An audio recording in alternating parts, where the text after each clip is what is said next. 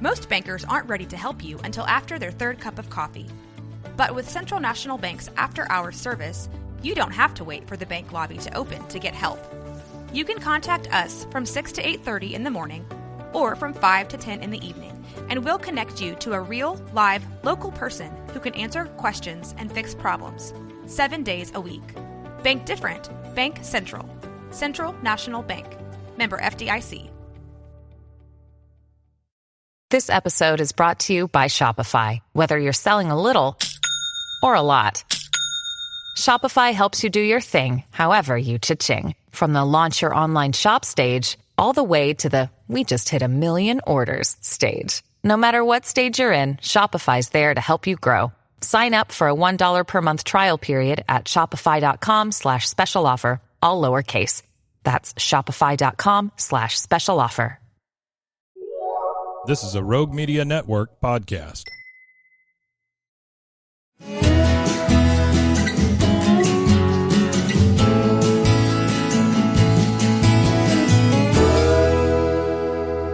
This is Central Texas Life with Ann Harder.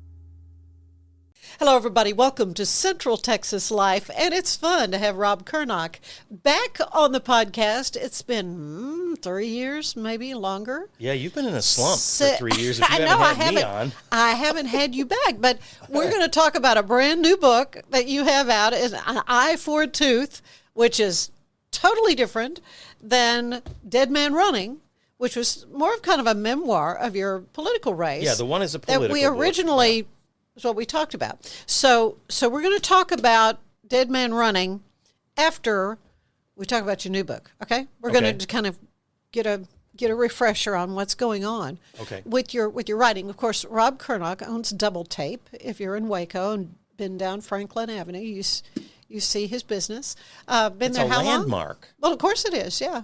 Yeah, we've been in business since actually I started it in a back room of my home in 1985 while I was working for KWTX. Right. And so you actually dubbed tapes. I mean, that's what we started off doing. The name Double Tape. Right, but you do all kinds of we haven't dubbed tapes in 20 years because there's no longer any tapes to dub. It's all digital. Yeah, it's all gone. So now we true. basically take people's old photos, videos, films, convert them over to digital, flash drive, DVD. 95% of our customers go to flash drive, but that's the main thing we do with the public. Yeah, we still do some production and things like that. We used to do a lot of production in the area. Well, and keeps you busy. I mean, you do, as you have for many, many years, you videotape depositions. Right. And, you have kind of, and it's an interesting business, but a sidelight of what you do is to be an author, which is really great. And first, tell them about your website, because you have, it is called... RobCurnock.com. That's hard. But tricky. But no, it has something to do with writing or something. Yeah, it's called... Oh, Curnock Book Works. Yeah, there we go. Yeah. I put that together because after the first book came out, and it did pretty well. It's continuing to sell, and there's reasons for that. Then I came out with the second book, and then I was trying to get a traditional deal, because the first two have been partnership deals. Mm-hmm. But I was also trying to get an agent. And so to do that, they want you to have a website. And so I threw together a little rudimentary it looks good. website. I mean, that's good. And, it just kind of shows what I've done, what's coming, because there's another book I'm really going to push to get an agent for, but it's a totally different book from these two. Okay, so all right, so let's talk about your latest book, which is An Eye for a Tooth. It's a novel. Correct. And things that have been said about this book, in fact, local retired sheriff Larry Lynch says, An Eye for a Tooth is well written with a good storyline and intriguing characters, with many twists, turns, and a surprise ending. It is unlike any other murder mystery I've ever seen. I highly recommend it. And and he's a man of few words. He is. And this is high praise. But so many people have described An Eye for a Tooth as being original. That it's totally different than anything you've read before. Right. So let's talk a little bit about the storyline. I mean, it's as you say, it's a crime novel. is a murder mystery. Murder mystery. Or is it? Dun, dun, dun. Exactly. That's that. But- I mean, But it's a lot of fun. It is a page turner. I read it really in kind of 2 sessions on plane flights. Right. So I mean, and people say it truly is a page turner. I mean, you don't want to put it down because the action is so well written, and it's a little bit bloody. I mean, it's a crime scene. yeah, but it's sanitized. I could have made it a lot darker. It's No, drawn you from couldn't have. it's drawn from actual events, and my initial premise for the book. So where did this happen? These actual events? On the internet, and some people might recognize some things if once they've read the book. Mm-hmm. And I can't get into much more detail because, like, Larry Lynch came in and I was getting him. He wanted me to autograph one of the copies. And I asked him. I said, Larry, when did you figure out kind of what was going on? And he said, Rob, I'm embarrassed to say I've been in law enforcement my entire career, and it wasn't until deep into the book that I figured it out, and I was wrong. So, Yeah, because I mean, you're not really sure. You're kind of cheering for the good guys, and sometimes for the bad guys. That's right. So it really is kind of some of these moral gray areas. but it's not morally ambiguous. No, it's not. It And is. so let's talk a little bit about that because, I mean, you're very clear that you come from My hero comes from this perspective, a perspective of being a Christian, a born-again Christian, conservative. politically conservative, who's trying to solve this mysterious crime or crimes that it starts off in Brownwood. I can give that much. Okay, so right, it is set in Texas. It's set in Central Texas. and you will recognize some of the locations that are mentioned. Right. And he's been drawn into this mysterious crime. So he and his partner are trying to solve this crime that appears to be a crime wave that's getting bigger, and the Right. crimes are It's getting scary. more Yeah, intense right. and worse. And so he and his partner are trying to solve this crime and catch the bad guys while they're dealing with the new woke culture of the FBI. And we had an FBI agent who was our technical advisor on this. Or I had an FBI agent, which was kind of an interesting story in itself. I could tell you, but you want me to tell you? Sure. It was pretty cool. My business converts people's old photos, videos, films, and I was about halfway into this book, and I had made the hero an FBI agent, and I Right. was saying to my wife and others, I've got to make sure everything is technically correct, so I need to talk to an FBI agent. And one day I was sitting in my office, and I heard my manager in the back go, "I just watched an FBI graduation."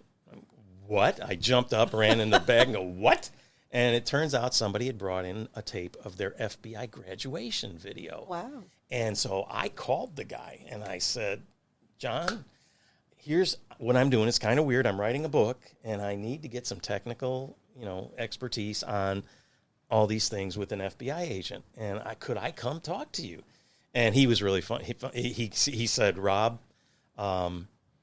since you're talking about my 2 favorite subjects, which is me and the FBI, I would be glad to do it." I'll do it. So we had several interviews, and everything was. He really was invaluable in it. I'm not saying that he endorses dealing- everything, but he made sure everything is technically and accurate, So, like dealing with superiors and that kind of that sort of aspect, and how that's it's in the book. organized and what kind of the technical aspects Right, of it. and so you talk about the woke culture, and I think And it is a problem. There are some concerns with law enforcement because I think the perception has always been that it's pragmatic, it's methodical, it's apolitical.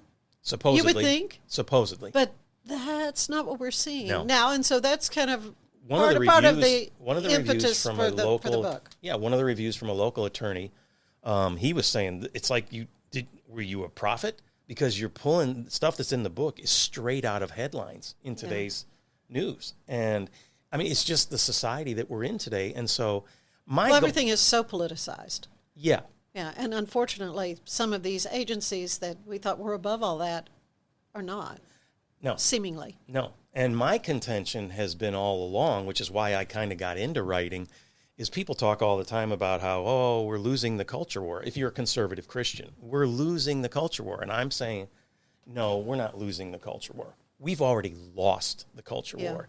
And part of that is because we don't have stories, media, entertainment for young people that have stories from our perspective. Right. And so when you read An Eye for a Tooth, that's one of the things that I heard feedback from in reviews and such, was that they didn't expect the bad guy to be the type of bad guy that he was, because they're always used to seeing the bad guys as from the other side of things. It's right. Always the same. The white conservative. So yeah, exactly. So really, I'm just going to say it. This is where it's coming from, and that's what's refreshing, and that's why so many people, if it hits you, it really hits you.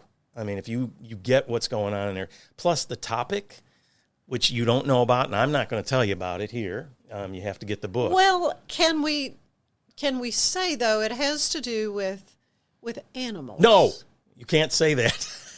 There is. It looks like an animal on the cover. There is. Yes, if you are a pet lover, an animal lover, right, you will like this book. That's all I can say. You will love this book. Again, it just comes at things from a different perspective. Everything is not as it seems, and well, and that's right, and that's the mark of a good writer. Your dialogue is so well written, though. I really enjoyed. Thank you. Reading that. I did kind of get a little tickled. Knowing that you're a strong believer, and personally don't use profanity, no. Just don't. Not unless I'm around Ann. Then I have to, because she's like a sailor. The air turns blue. No. I'm kidding. That is not true. It's and that's not true. And true. That's why I got kind of tickled because, these are rough, tough law enforcement type, and you're not expecting to read, gosh darn it, Yeah. It's not a surprise that there would be profanity. We're dealing with a lot of bad guys. Bad guys that are going to use profanity. I mean, and anywhere, it's everywhere. Yes. It's everywhere. Even the one verboten word forever in broadcast, except for the dreaded F-bomb. You and I have talked about that. I am so fed up with hearing the F-bombs. I hate it. I hate seeing it. It's everywhere. But you really weren't wanting to put. Well, I mean, you weren't wanting necessarily to write profanity in it. No. But you there is some. But it's in it for a reason. Okay, it's in it for a reason, but it's sanitized to the point where you leave the middle letters out. My editor wanted me to print them out. Go ahead and print it out. She demanded that. Your brain reads it. You get the word. I mean, I said I'm not doing it. I did kind of laugh. I kind of giggled a little bit at that. But I know you wanted the full bad words in there, but I'm not doing it, Ann. I'm sorry. I did not. But anyway, I am kidding. This is all a joke. No, not at all of a joke, but that part is a joke. No, but so you were encouraged. Write the bad words. Well, out. Again, it's part of the story. It really is. It's a part of the story. And that you would expect. So it's not. So I have to have it in there. Unexpected. And the violence. It's a murder mystery, so there's going to be some violence in it. And I did, like I said, the original concept. It would have been a lot worse. That was my original concept. I sanitized a lot. So what kind of was this original, inspiration? The original inspiration for this was, first of all, the concept that we have to try and start influencing, especially our kids, with entertainment and our values, not the values of the Hollywood left. This is strictly written as a fun murder mystery thing, Yeah, this isn't. I mean, you weren't trying to make a political statement with this necessarily. I wanted people to read a good, and again, good is subjective, but I wanted people to read a good, entertaining story that came from that conservative Christian side of the political scale. Which is right now unique. I mean, that's a unique thing. Exactly, because almost all the time, any murder mystery you read now, at best, your lead law enforcement officer is apolitical or to the left, and they certainly don't go to church. They certainly don't have religious leanings. Right. You don't get any of that. You do get that in this. That's the starting premise, and there's a bunch of other stuff that comes in which I can't get into because then I give it away. Right. But and so excellent. That's the point of this was that, and some people may go, "Well, but it's got the bad words in it." Well, yeah, but there's a reason, and it'll become evident. Your hero refrains from that's the whole point. Profanity. Yeah, that's the whole that point. It can be done. I think there are some people who now it's become so universal that they don't think it's possible to live a life without spewing and that's profanity. One of the chapters in that book. Yeah, but you can. There is there is a story and there is a chapter in there where it deals with trying to not yeah, curse. Right. I remember that. Okay, so An Eye for a Tooth, available Barnes & Noble, available... Fabled is carrying Amazon. it. Barnes & Noble's carrying it on the shelves. Sales going very well. That's what I'm not sure, but Barnes & Noble contacted me last week and said they're going to start carrying it on the shelves because the sales are so good. Good. But it's available online at Walmart, Barnes & Noble, Amazon, all the major booksellers. Okay, fun summer read. It's under the fiction thrillers crime. That's right. An Eye for a Tooth. Okay, let's go back in history. Dead Man Running. Okay, that would be me. this was a tale about your run for Congress. That's right. And so this was written some years ago. About 3 or 4 years ago it was released. Actually, I finished it a little bit before that, but I didn't release it for a while because I knew there might be some blowback from some areas. Has that manifested? Well, one, I kind of wondered what the focus of that book, and the book is about when I ran for Congress against the incumbent congressman at the time, whose name was Chet Edwards. Mm-hmm. And it basically, no one gave me a chance. No one thought I could win. No one would help us. We couldn't raise money. I even went to Washington and asked the National Party to get involved, and they just, they felt like there was no chance. And so my point was, well, at least stop hurting us, because people would be considering giving money to our campaign, and they were literally being told by the National Party and the state party, don't waste your money. He can't win.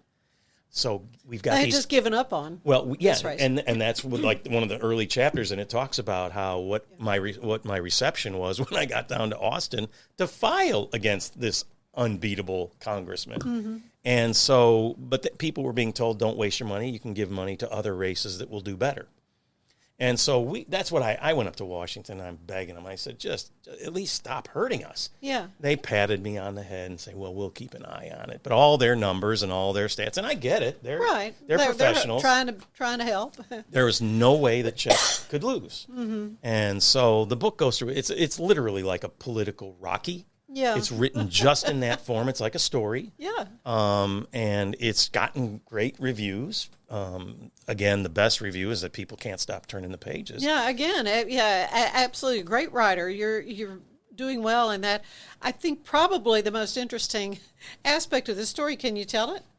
About Chet. Oh, sure. Yeah. He's told me yes. So Chet Edwards, who was your opponent that you were running against, is one of your clients, one of your customers. And we talk about that in the book, that he was a client. So how did he hear about it to want to read it? Well, he evidently came in the shop several weeks ago to get some other work done, and we've kept a few copies. Mm-hmm. They're at your under business. the counter, under the glass. Double tape. Yeah, because people will come in, and I try to get them to go to Amazon or Barnes & Noble or whatever, because then they can leave reviews that people will read. Whereas if they buy it from me, I'll put it on my little website, but who's going to see that? So anyway, we keep a few copies under the counter, and I wasn't there. And so I came back, and my manager goes, "You're not going to believe who I just sold a copy of your book to." And I'm like, I don't know. She goes, Chet Edwards. And I said, what? What? She goes, he was looking at the books and under the counter while she was doing something else. And she came back out, and he goes, did Rob write a book? So he didn't even know? He didn't even know.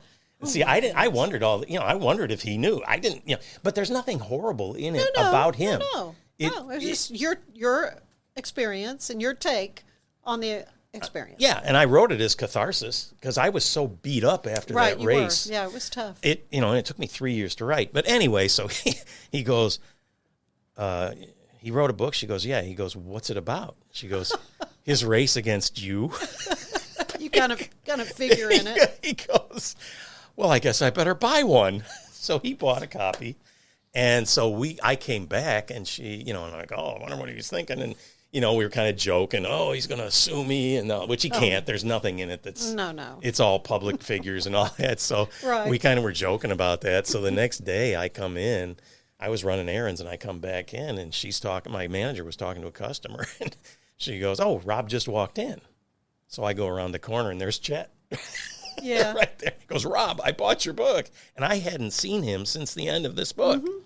So he said, and I was defensive. I'm like, well, now you understand. It's coming from my perspective. So, I wrote it. He goes, no, I want you to know you kept me up till 2 a.m. last night reading this. He goes, I started looking through it, and I couldn't stop reading. I couldn't put it down. Right. And he goes, and I interrupted him. I said, well, does that mean you'll give me a good review? And he goes, absolutely. Really? Yeah. And so oh, that's great. And he goes, unless it would hurt you. And I said, no, I'd love for, Oh, I think it's awesome. So he, we ended up talking for over an hour. Uh-huh. I mean, because he talked about, I guess he teaches a political science course at Baylor. Mm-hmm.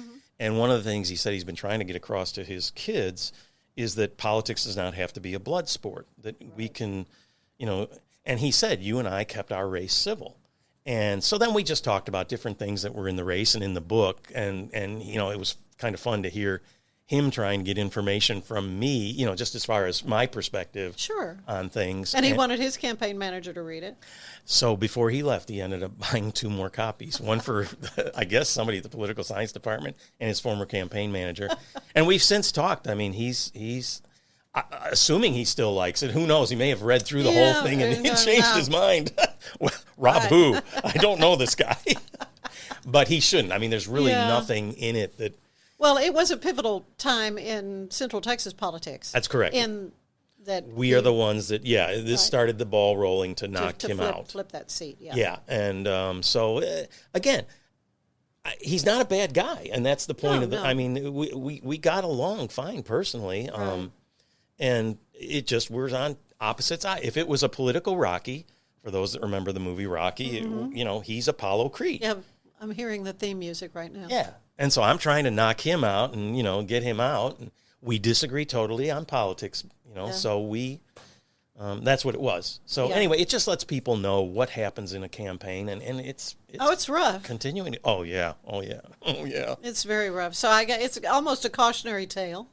Well, if somebody's interested in running for public office. they should. That's a great reference book. Should. Yeah, to read, because it'll tell you kind of what you might go through. Yeah. Because it's what we went through, but it also talks about the good things too. It's not just all negative. I mean, you meet incredible people. Oh yeah. Incredible people. Yeah, I'm sure you make memories that last a lifetime. Yeah, and they're all, and it's in that book. It just talks about that. So again, I'd highly recommend it. But. Yeah, very good. Dead Man Running, and this is the last copy you have. I've my sold copy out. I lent to my aunt, so she's got. I would have brought my copy, but she's got it. We're probably going to. I'm going to probably have to buy some because I'm supposed to be doing a book signing.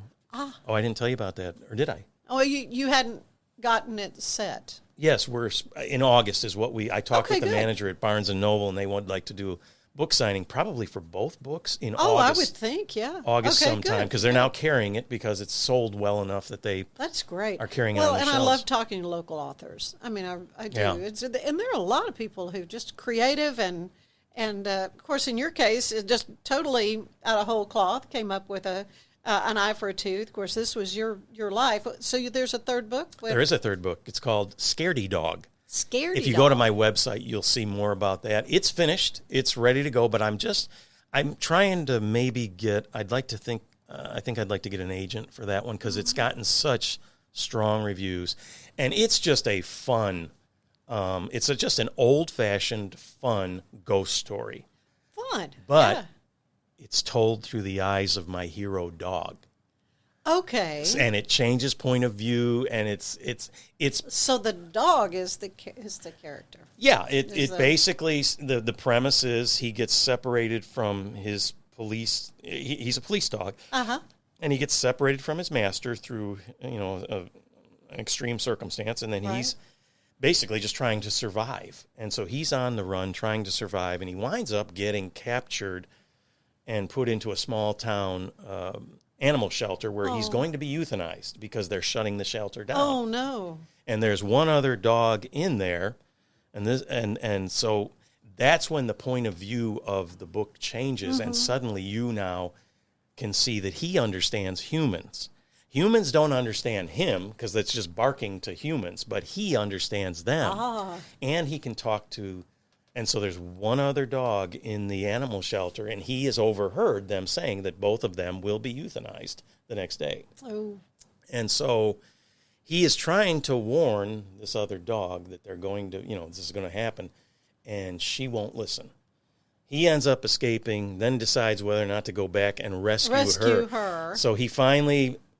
So it's a love story, too. Well, he finally gives in and decides to go back and rescue the liberal poodle.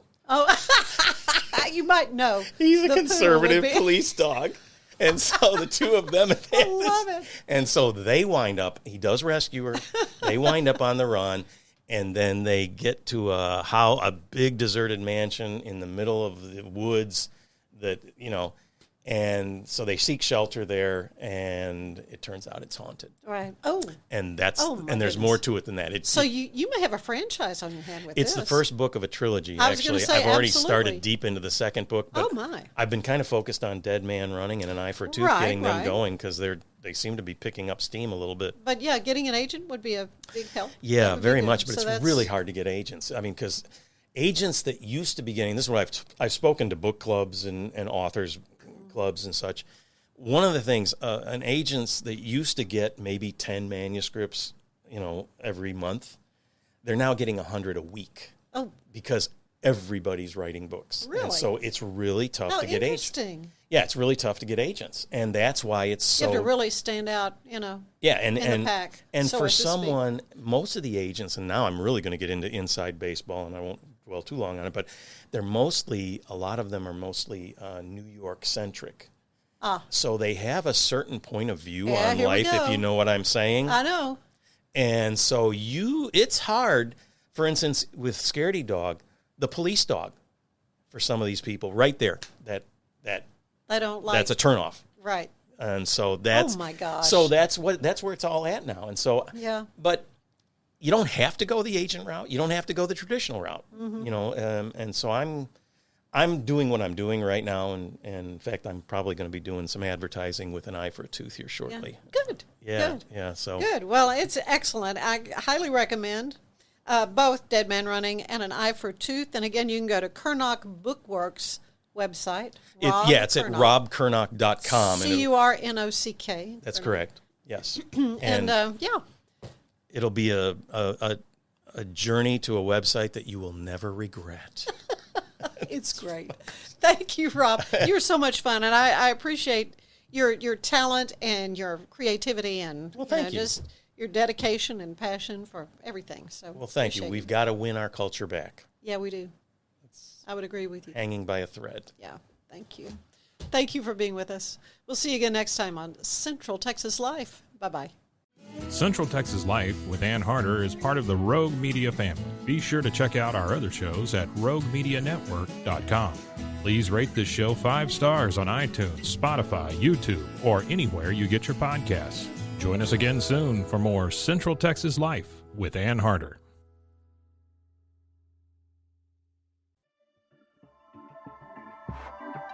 This has been a Rogue Media Network production.